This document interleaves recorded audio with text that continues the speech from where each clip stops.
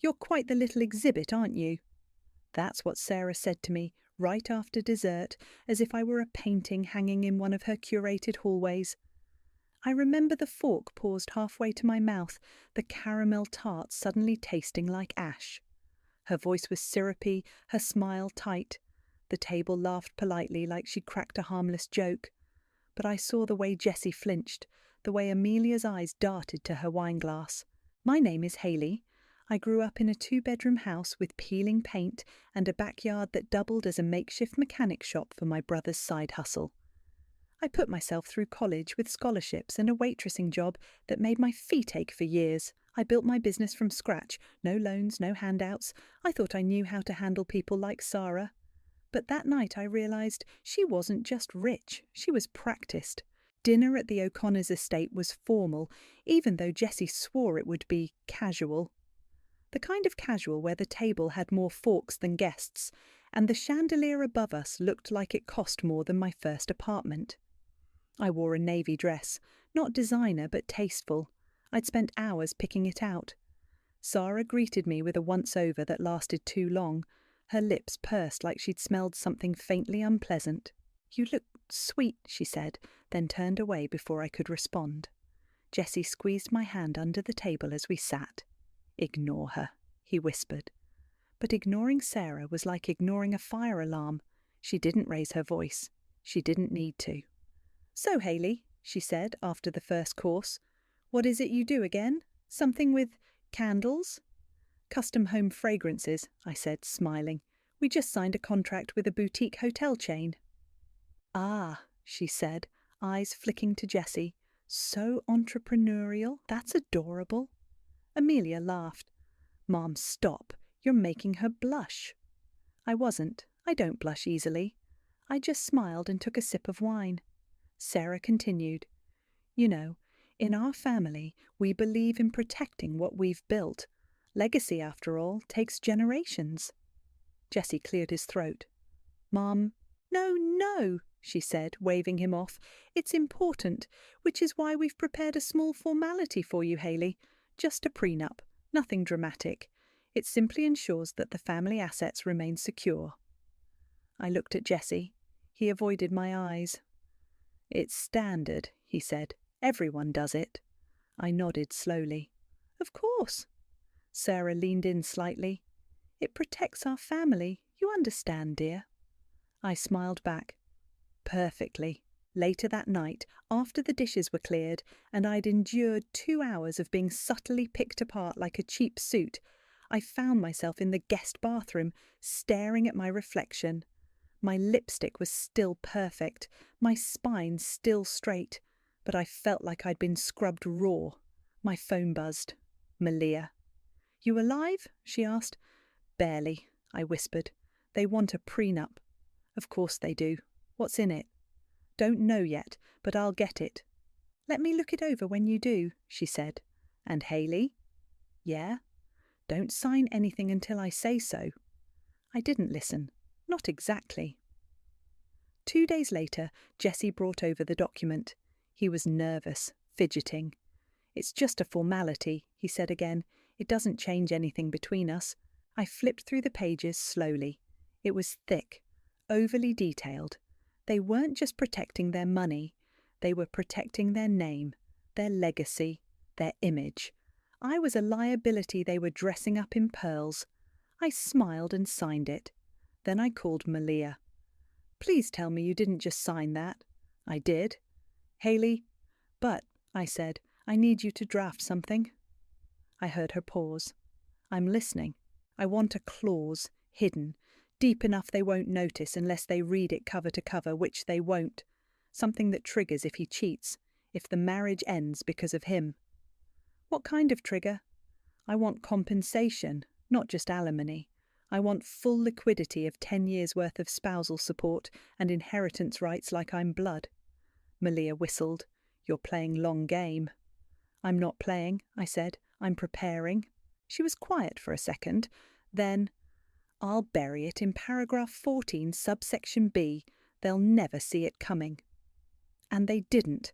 I signed it with a smile. Jessie kissed my forehead and said, "See? No big deal. But buried in that mountain of legalese was my insurance, my seatbelt for the crash I saw coming. They thought I was just the girl from nowhere, lucky to marry up. A charity case with good cheekbones and no backbone. They had no idea. I don't bluff, I prepare.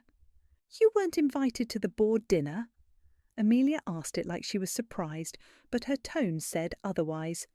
She sipped her green juice, perfectly manicured fingers wrapped around the glass like she was holding a secret. No, I said, stabbing my fork into the overpriced kale salad she'd insisted we get. Apparently, it was family only. She blinked. But you are family. I smiled. That's what I thought too. She gave a soft laugh and looked away, pretending to check her phone. I didn't push it. I'd learned by now, when someone like Amelia says family, they don't mean wives, they mean blood. The truth was, I'd been married to Jessie for almost 3 years, and I still felt like a guest in their world. A well-dressed outsider they allowed into photos, but not into decisions. It started small, a charity gala where my name was left off the donor list, even though I'd written a cheque.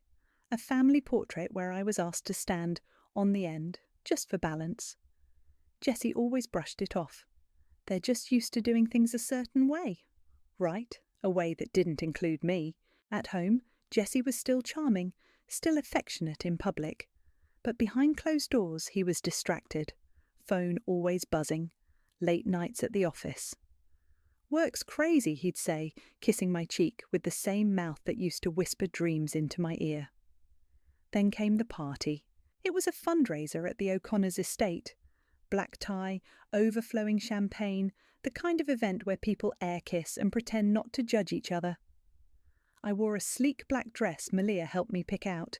Jessie didn't even notice. Glad you could make it, Sarah said at the entrance, her smile tight. We weren't sure you'd feel comfortable. I'm always comfortable around family, I said, stepping past her. Inside, the place was buzzing. Waiters floated with trays of caviar and cocktails. A string quartet played near the fireplace. I scanned the room for Jessie. He was near the bar, laughing with a woman I didn't recognise. She was tall, stunning, with a body that said Pilates and a dress that said, I know I'm being watched. Her hand lingered too long on his arm. I walked up casually. Hey, I said, slipping my hand into Jessie's. He jumped slightly. Hayley, you look great. The woman turned to me, smiling like we were old friends. You must be the wife, she said. And you are? Zara, she said. I work with Jessie.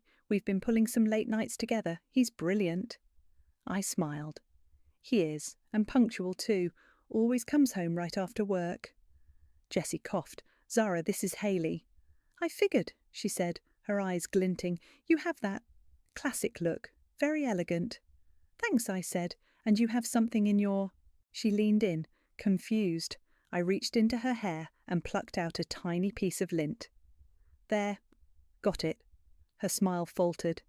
I stayed by Jessie's side the rest of the night. Zara drifted off eventually, but not before brushing past me in the hallway.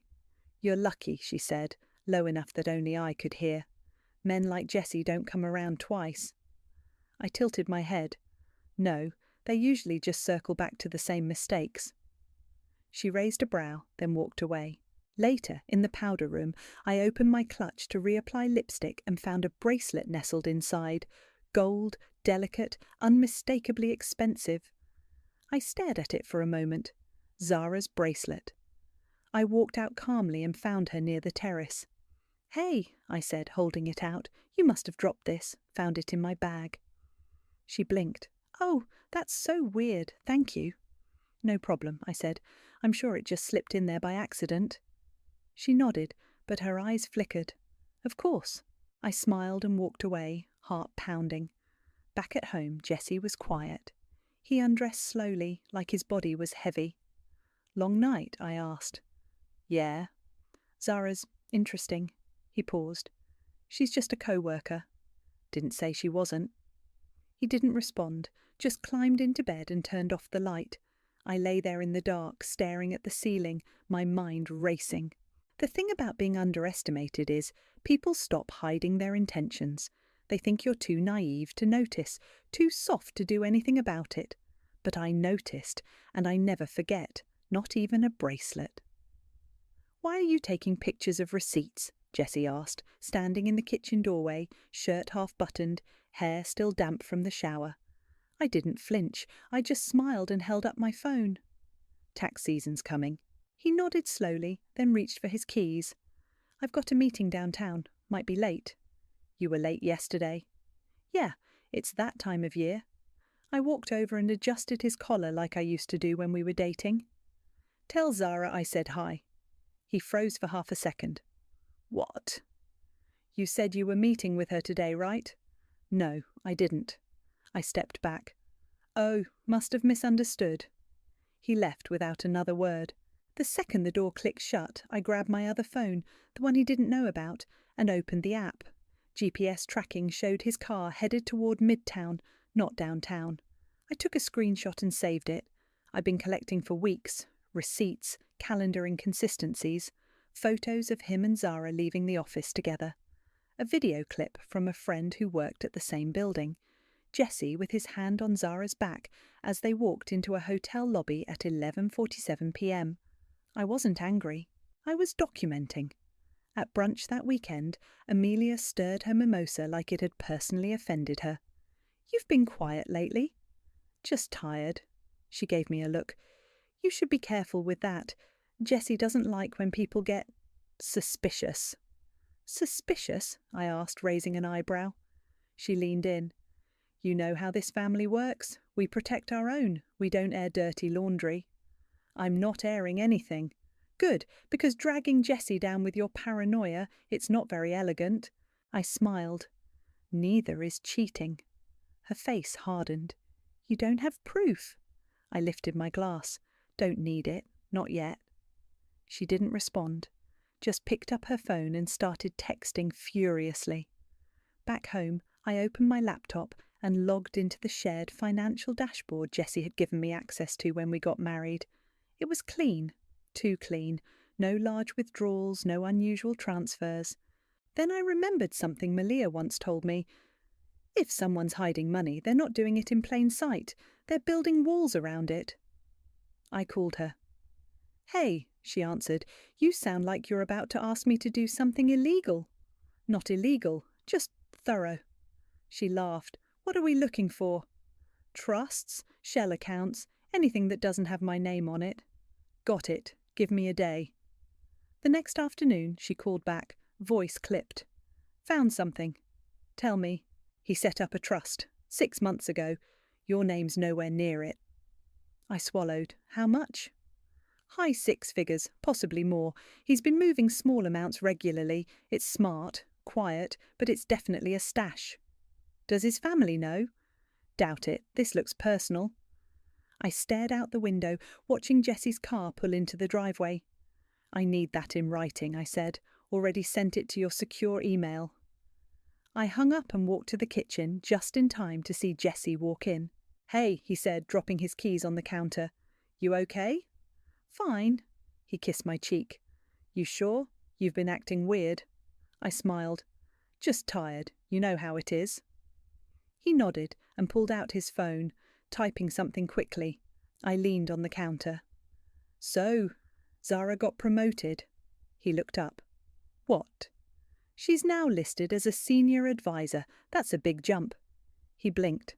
"Oh, yeah, she's good at what she does." "Did you recommend her?" He hesitated. I might have put in a word. I nodded. "Of course."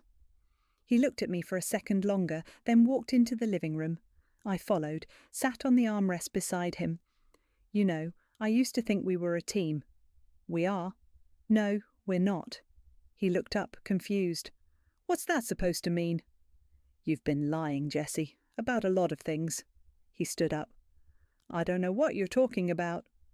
"Then you won't mind if I ask Malia to go over our finances again?" His jaw clenched. "Why would you do that?"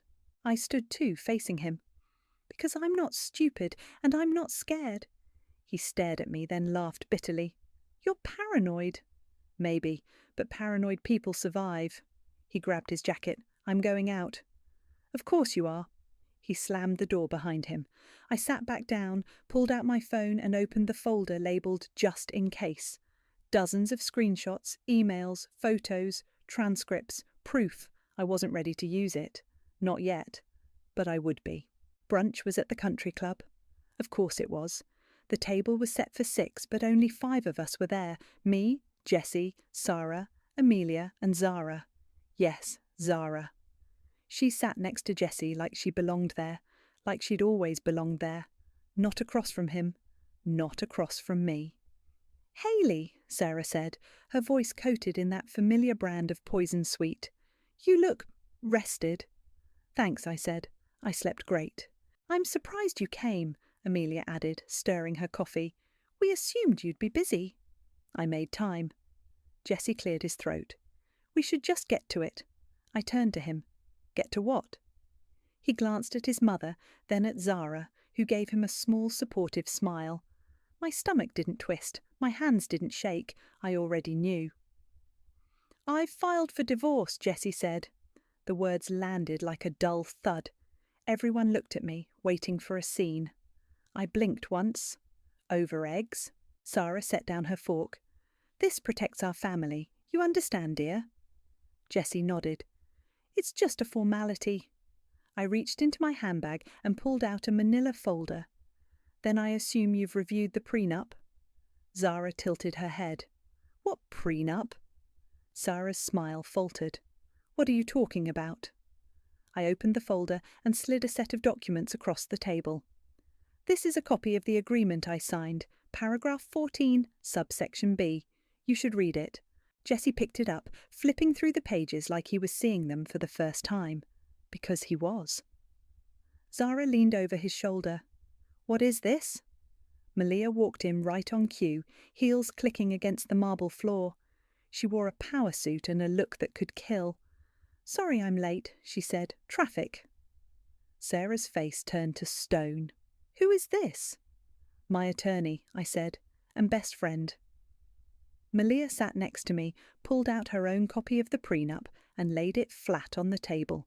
"As per clause 14b," she began, "if the marriage dissolves due to infidelity on Jessie's part, Hayley is entitled to full liquidity compensation equivalent to 10 years of spousal support, plus inheritance rights equal to a direct blood heir." Silence. Zara's face drained of colour. "Wait, what?" Jessie dropped the papers. "This wasn't in the version I saw." Malia smiled. "That's because you didn't read it. Your lawyer didn't either. But it's notarized, signed, and legally binding." Sarah's voice turned sharp. "This is absurd. We'll fight it." "You're welcome to," Malia said. "But we've already filed a motion with the court. You'll lose." Amelia looked at me like I'd just set the table on fire. "You've destroyed everything. For what? Money?" I turned to her. "No, for recognition." Jessie stood, pacing. "You tricked me." "No," I said. "I protected myself." Zara pushed back her chair. "This is insane. You're just bitter." I looked at her, calm. "You left your bracelet in my purse. Remember that?" Her eyes widened. "I knew from that moment. You wanted a reaction. You got one." Sarah stood. "This isn't over." "It is," Malia said, rising beside me. "You just didn't see it coming." We left them there, sitting in their curated little world, choking on their own entitlement. Outside, the sun was blinding. Malia handed me her sunglasses. "How do you feel?" "Like I just flipped the board." She smiled. "Good. Now let's burn the rule book." Sarah's voice cracked for the first time in the 5 years I'd known her. This clause is outrageous." She stood in the centre of Jessie's office, waving the prenup like it was a piece of garbage. Her pearls rattled against her collarbone, and for once her perfect posture looked like it might collapse. Jessie sat on the edge of his desk, pale, silent. Zara was nowhere to be seen. She'd left the brunch in a flurry of fake coughs and a muttered excuse about needing air. Malia crossed her arms and leaned against the bookshelf like she owned the room. "It's not outrageous, it's legal, and you signed it." "You tricked us," Sarah hissed. "No," I said calmly. I protected myself. You gave me a contract. I signed it. You should have read it. Jessie finally spoke. You buried it. I turned to him. You think your family didn't bury clauses in there first? You think I didn't notice the part about forfeiting inheritance rights unless I produced a child within 5 years? Or the clause that required I maintain a public image consistent with O'Connor values? Malia smirked. You people love burying things. You just don't expect anyone to dig. Sarah's face flushed. You'll never get away with this. We'll challenge it. Go ahead, Malia said. We've already filed with the court. Judge Harris is reviewing it now. Jessie rubbed his forehead. This is going to ruin me. No, I said. Your choices ruined you. I just made sure I wouldn't go down with you. The room fell quiet. Sarah looked like she was about to lunge across the desk. Instead, she turned and stormed out, heels clicking like gunshots against the floor. Jessie looked up at me, eyes glassy. You were waiting for this. No, I said. I was hoping I wouldn't need it. He swallowed hard. You don't have to go through with it. We can settle. Quietly. Malia raised an eyebrow. You mean pay her less than she's owed so your reputation survives? He ignored her, staring at me. Hayley, please. This doesn't have to be war. I stepped closer. You filed for divorce while sitting next to the woman you cheated with. You didn't even have the decency to lie about it well. You wanted a clean break. You thought I'd walk away with nothing. He opened his mouth, but I cut him off. I walked into this family with nothing but love and good intentions. You all treated me like I was disposable. So no, Jessie, this isn't war. This is consequence. He looked down at his hands. Malia tapped her phone. We'll expect the first transfer within 30 days. If not, we'll proceed with asset seizure. You've already been served notice. As we turned to leave, Amelia appeared in the doorway. You're proud of this? She asked me. I paused. No, but I'm not ashamed either. You've destroyed our family. I tilted my head. Your family was already rotting. I just pulled back the curtain. She stepped forward, eyes sharp. You could have walked away quietly. You didn't have to humiliate us. You're right, I said, but you didn't have to humiliate me for 5 years either. She shook her head. You'll never be one of us. Good, I said. That was the point. Back in the car, Malia exhaled like she'd been holding her breath the entire time. God, that was satisfying. I didn't answer. She glanced at me. You okay? I don't know, I said. I thought I'd feel more. You will, she said. Give it time. Right now, you're still in it. We pulled up to my place. I got out, walked up the steps, and paused with my hand on the doorknob. Inside, everything was the same. The couch we picked together, the photo from our honeymoon still hanging on the wall, the vase Sarah gave us as a wedding gift. Empty. I walked straight to the closet and pulled out a box I hadn't touched in years. Letters from my mum, old photos, the necklace Travis gave me the day I graduated. I sat on the floor and opened one of the envelopes. My mum's handwriting was shaky, but warm. You don't owe anyone your silence, Hayley. If they try to make you small, remember who raised you. I smiled, tears finally coming. Then my phone buzzed. A text from Amelia. I hope it was worth it. None of us will recover from this. I stared at it for a long time. Then I typed back. I didn't want revenge. I wanted respect. You gave me neither, so I took both. And I hit send. Sarah showed up at my door in pearls and panic. I opened it before she could knock twice. We need to talk, she said, stepping inside like she still owned the air in every room. I didn't offer her a seat. She looked around, nose wrinkling slightly. You're really staying here? It's my home. She turned to face me. This can't go public. The clause, the payout, the divorce, none of it. It'll ruin everything. I leaned against the doorframe. You mean it'll ruin your name? She crossed her arms. We're willing to offer a settlement, quiet, generous. I already have a settlement, court approved. Her jaw clenched. You don't understand what you're doing. No, Sarah, you don't understand who you married your son to. She opened her mouth, but I cut her off. I'm not going to be your family's dirty little secret. I'm not going to disappear just because you're uncomfortable." "You'll regret this," she said quietly. I already regretted staying silent for 5 years. She stared at me for a long moment, then turned on her heel and left without another word. The next day, Jesse called. "I'm sorry," he said, voice low. "I didn't think it would get this far." "You didn't think I'd fight back?" He sighed. "Zara's gone. She took a leave. HR's involved now." "Not my problem. I'm trying to fix this." "You're trying to save face." He didn't deny it. "I'll do interviews," he said. "Say it was mutual, that we grew apart." "You'll say nothing," I said. "You'll stick to the court-approved script and pay what you owe." Silence. "You really hate me, don't you?" "No," I said. "I just finally see you." That week the motions went public.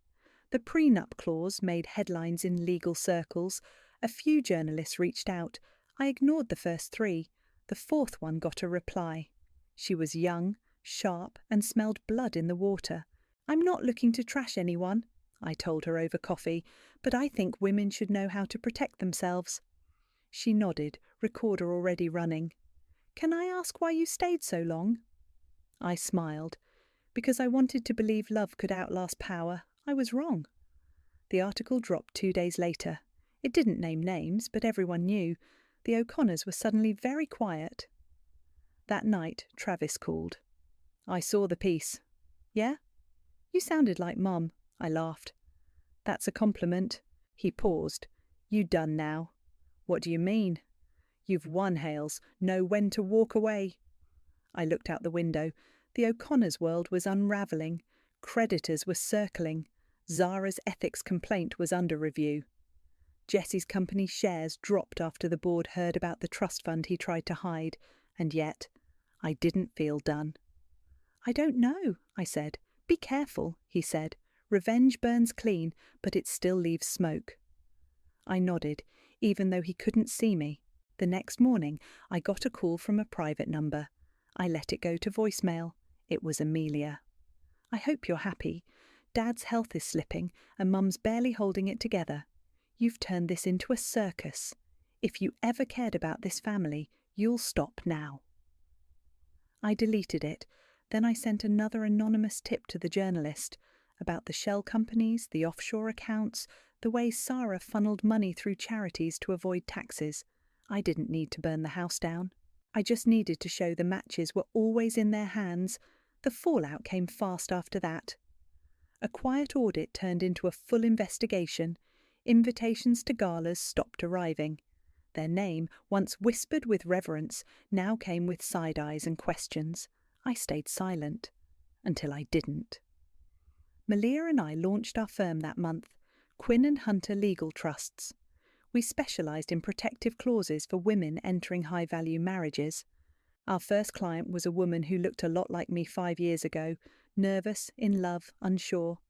I handed her a pen. "You don't need to expect betrayal, just prepare for it." She signed with steady hands, and I finally exhaled. Jessie tried to sell the lake house in secret. I found out on a Tuesday. Malia called while I was slicing strawberries in my kitchen. "He's moving assets," she said. "Fast. The lake house is already in escrow." I set the knife down. "That house is covered under the freeze order." "Not if he claims it was a personal liquidation before the clause was enforced. He's trying to skip around the timeline."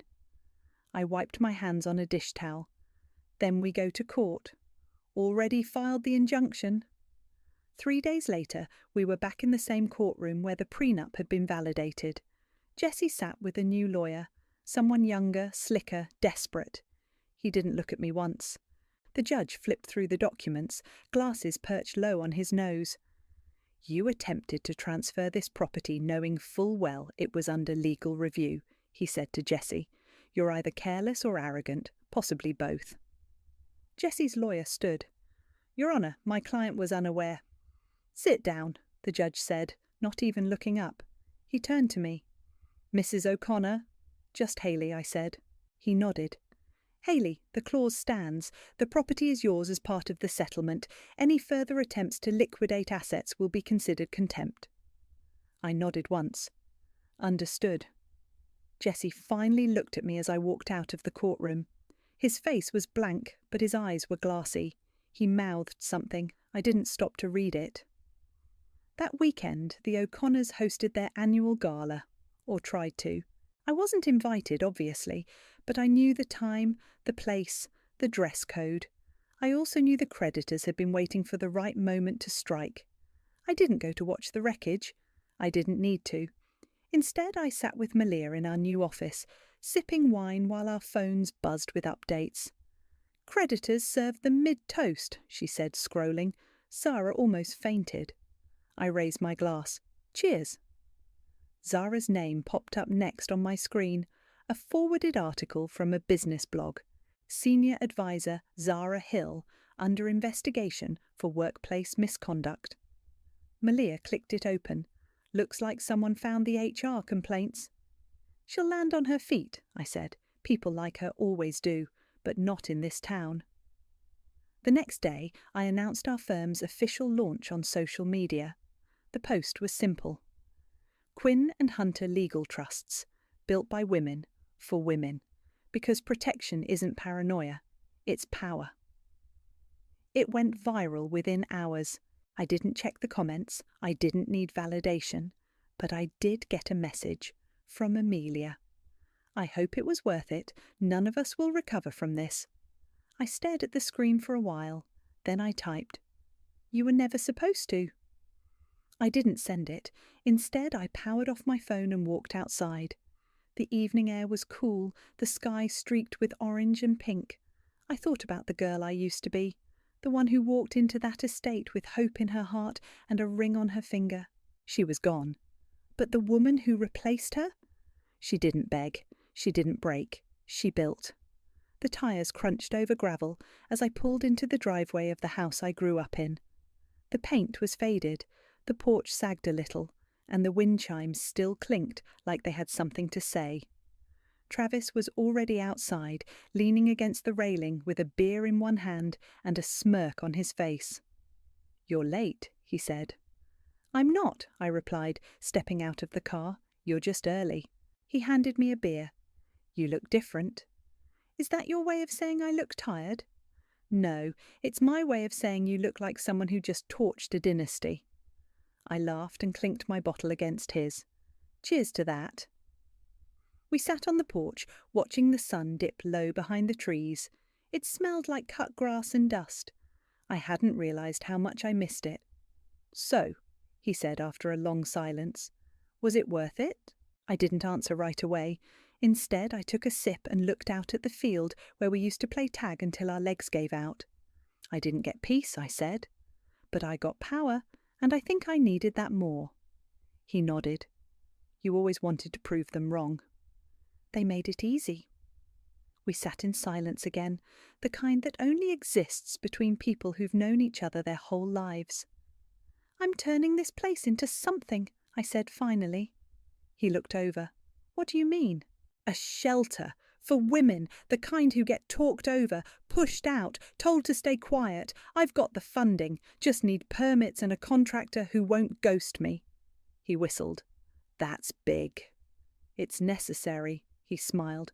"Mum would have liked that." "I think so too." The next morning I met with the contractor on site. He was gruff but honest and didn't blink when I told him I wanted the upstairs converted into private rooms and the garage turned into a legal aid office. "You're not messing around," he said. "No," I said. "I don't do that anymore." After he left, I walked through the house slowly. The wallpaper in the hallway was still peeling. The kitchen sink still dripped, but the bones were good. Just needed care. I stopped in my old bedroom. The walls were bare now, but I could still see the glow-in-the-dark stars I'd stuck to the ceiling as a kid. I sat on the floor and pulled out the folder Malia had given me. Notes, plans, grant applications. There was a knock on the doorframe. I looked up. Amelia stood there. "How did you find me?" "I asked your brother." I stood. "You're not welcome here." "I know," she said.